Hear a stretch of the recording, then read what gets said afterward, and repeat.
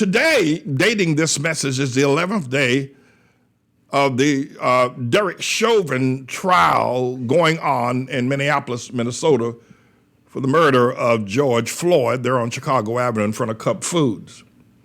On last night, there was a shooting just 20 miles west of Minneapolis. A young man by the name of Dante, 21 years of age, was shot and killed by the police. Another, if you will, Hamite black man, if you must.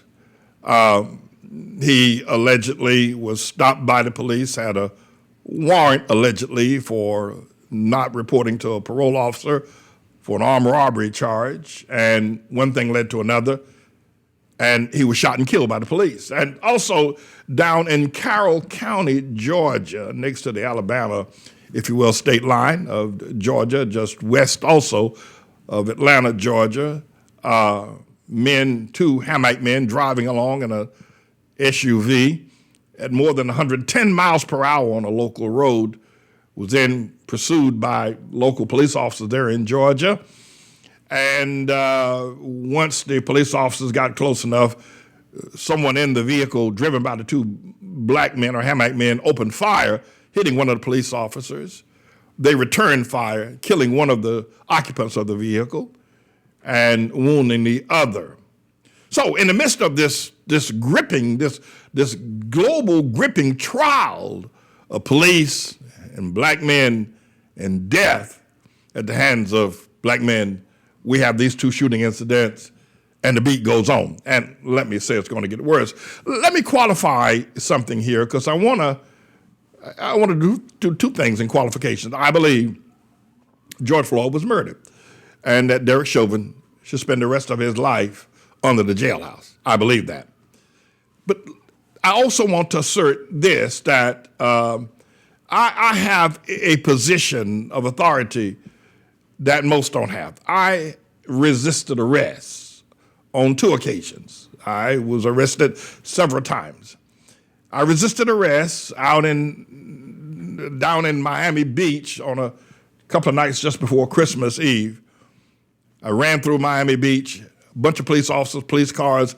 It looked like the Blues Brothers were chasing me. The only reason why they didn't shoot me because they're afraid they might have missed me and hit one of those people out there on Miami Beach on Collins Avenue that night. But finally they caught me. And when they finally caught me and brought me to the police station, they beat me within an inch of my life, put me in the hospital for 2 weeks. I was so beaten, cracked rib, cracked tooth, concussion. They kicked and beat and stomped me until they got tired, and they couldn't stomp and beat no more. I resisted arrest. And I was beaten also. I resisted arrest in New Jersey as well, when I was later arrested by the New Jersey police officers. I was fired on by the New Jersey police officers when I resisted arrest out in New Jersey. They fired several shots. The bullets just didn't catch me at the time.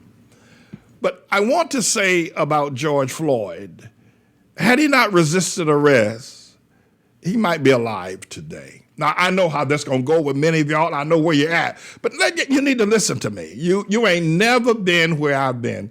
Many of you probably have never had an encounter with a police officer. You probably never been in handcuffs. You've never been behind bars. You've never been involved in a crime. You don't know what it's like to be stopped by the police. You don't know what it's like to be shot at. So you need to listen to somebody who 40 years ago lived this life.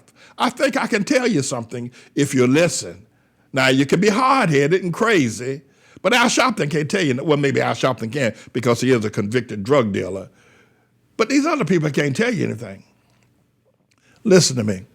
If George Floyd had not resisted arrest, he very well might be alive today. Now, I think it was a passion murder that killed him. They may have taken him to the police station and killed him.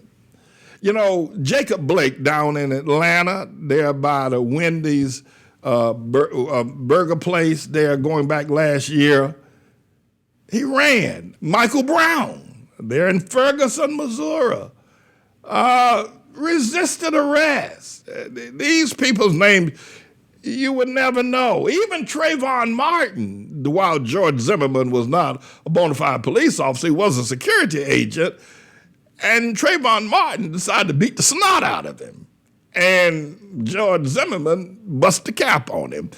I would venture to say, having been in this experience, knowing what the adrenaline is like when someone pulls a gun, knowing what it's like, they look at your face and going, I've been there. I've done the time. I've done the crime and the time. I know how difficult it is for y'all to hear this, but you need, because if you can let me speak to America and the world, then maybe we can stop some of these killings. You can't let people like Cornell Wells, what the hell does he know about this? Or Eddie Glaude, or some of these others, Michael Eric Dyson, or even Al Sharpton, or Obama. They don't know nothing about this world. You know, I got a qualification. I'm board certified ex-felon, having been shot at, beaten, hospitalized, done the time, worked on the chain gang. I got credentials. You might want to hear me. And then after that, 40 years cleaner than a whistle. I don't think I've ever gotten a speeding ticket. 40 years building a school and a church, working in the community, serving 1 million meals, helping people get jobs, housing the homeless, feeding the hungry. This is who you need to hear. Not Al Sharpton, not Obama. And I'm telling you, if George Floyd had not resisted arrest, he'd be probably alive today. We wouldn't be going through this. You know, there's an event I saw over this weekend where a lieutenant in the military and the Army, and the base right there in Virginia, in a little town called Windsor, Virginia, the police asked him, they put on their lights because they didn't see the registration of the SUV he was driving. He didn't stop. He drove another mile or so, he said, to a lighted gas station where he wanted everything to be and publicly, displayed. And the police had to get rough with him, pepper spray him, arrest him, or at least detain him, draw guns on him. He's going back and forth with the police. Can I just say this? I know how y'all look at me, but I got the credentials. Eddie Glaude don't know nothing about this. All he's been doing is reading books.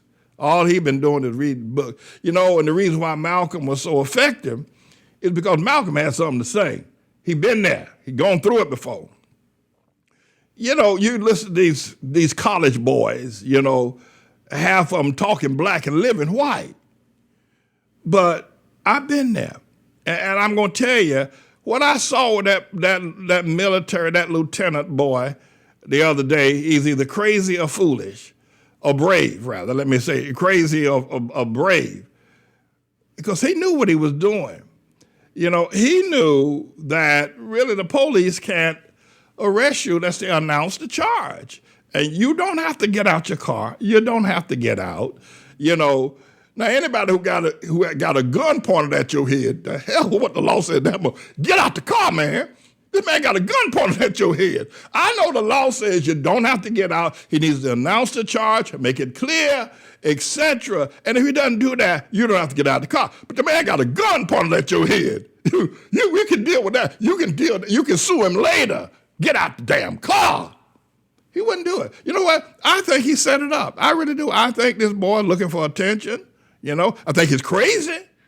I do. I think he's looking for the spotlight. That's what I think. You say, Pastor, man, you all get the black man. Always beating down on the black man. You get the black man. We black people got to stick together. We black men. But let me say something to you, homeboy. Let me say to you, damn crazy. Let me say something to you.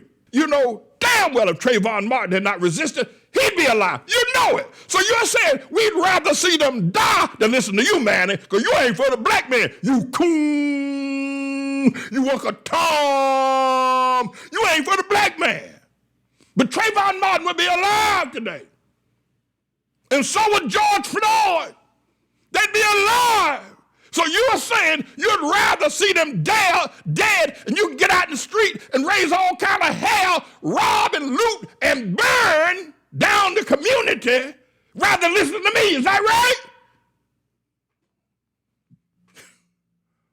I've never seen anything like that. Never seen anything like it.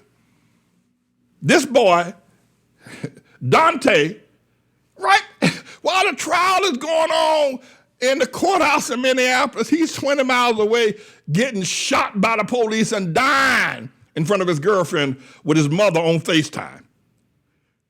Get out the car, get down on the ground, and pray that they'll arrest you, handcuff you, and take you to the police, and throw you in a jail cell. Pray that they'll arrest you. Don't try to resist. Pray, Lord. Woo. Come on. Do like Eddie Murphy. Put your hands behind your back and say, arrest me.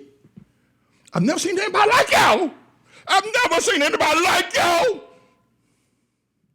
Now,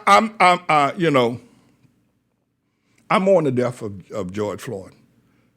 I do. But I think it's a wasted life. I think he would be alive today.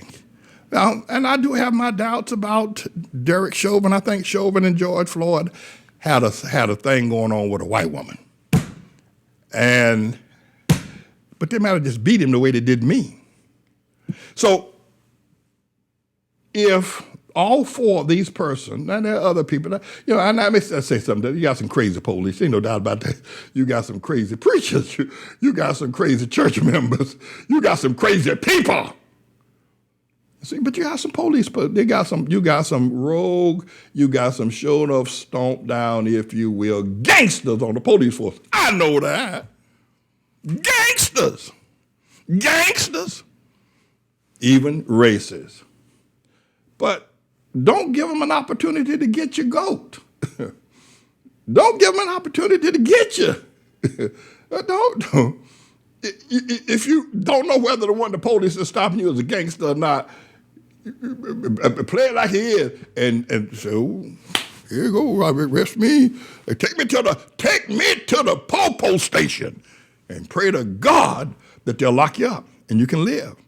No, see, every one of these deaths, not that a lot of people, Amadou Diallo, what a brutal death. Same thing with Sean Bell out there, but there's been a lot of deaths by police officers that I know that was unjustified and perhaps could not be. Amadou Diallo, I'm thinking one, Eleanor Bumpers up here in the Bronx, a woman shot by the police and the city projects up in the Bronx. There have been a lot of shootings by police. You do remember back in the 1990s that the police, Los Angeles police, chased O.J. Simpson in the white Bronco. Remember that? Remember that? Even O.J. running. Now, O.J. was a running man. He was football. He know how to run. But O.J. running from the po-po in that white Bronco, right? When he gets out, he surrenders to arrest. Come on. What's wrong with y'all? It's like, you're mad as hell about George Floyd, but tell your sons, and I understand y'all are doing this now. Tell your sons, keep their hands on the steering wheel, look the police in the eye, say, police, I'm getting ready to unload my seat buckle. Please look in, say, I ain't grabbing nothing. Police, I'm going to roll down the window. Please, Mr. Police. And that's what you tell you tell your sons the same thing I'm telling you that George Floyd should have done. That Jacob Blake should have done, that Trayvon Martin should have done, that Michael Brown and a host of others should have done the same thing that you tell your sons to do. Now you want to get out in the street and march and protest and burn and loot and raise hell. And then this guy, this lieutenant, I think he's looking for some sort of a spot, on that boy Charlemagne the God. He wants to be interviewed. He won't be on television. Got a lawsuit against him. I think, that was very risky what that boy did. He knew what he was doing. He knew exactly what he was doing. It was a phony, giving everybody else a bad name. At any rate, my friends, I understand that y'all don't like this, but the problem is the people you're listening to, your sons keep dying. Oh, this weekend alone, 2 other young men died. Just this weekend alone. So when the hell you going to realize you need to try something different? I'm a man, 40 years. 40 years an ex-felon. 40 years being shot at multiple times. 40 years being beaten within an inch of my life, put in the hospital. And had I not been a young man, I would have died from what those police officers did to me. God was with me, and I survived that beating. You don't know nobody can talk to you. You don't have, who you know got credentials like that? And yet I'm here now as a pastor, a loving pastor, educating children, kicking out doctors and lawyers. No, you need to hear me. You need to hear me. And you need to stop this assault on the truth. And maybe some of our young men will live to see another day. I'm James David Manning, everybody. I'm the Lord's servant. This is a bit of a news blog we do looking at spiritual wickedness in high places for the most part, making some observations about it and giving people a biblical foundation to the way of interpreting rather than have Sean Hannity or Laura Ingraham or Janine Pirro or Anderson Cooper or Rachel Maddow or Don Lemon, Rush Limbaugh interpret what's going on in the world. You come to me and I'll tell you based on what the Word of God says. They'll just give you their worldly, sinful view. But the Manning Report will tell you what God has said, whether to say yea or nay, whether to go or to stay. You'll be led by the word of Almighty God. Come to the Manning Report on a daily basis to interpret the spiritual wickedness in high places, because there's plenty of it that's going on. And so I'm the Lord's servant, James David Righteous Rebel Manning, and I'm here to serve you with news and information.